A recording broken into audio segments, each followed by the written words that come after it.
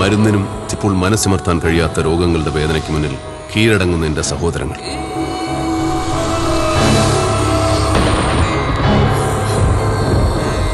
അവരുടെ വർത്തമാനകാലം എന്നെയും ഓർമ്മപ്പെടുത്താറുണ്ട്. കാരുണ്യത്തെപ്പറ്റി, സ്നേഹത്തെപ്പറ്റി.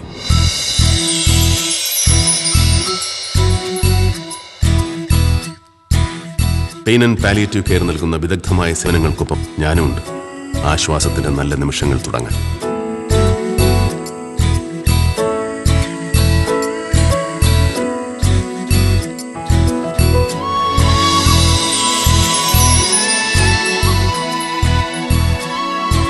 ഇവിടെ ആരോഗ്യത്തിന്റെ, സഹജീവനത്തിന്റെ പുതിയ പൂക്കാലം ഉണരട്ടെ.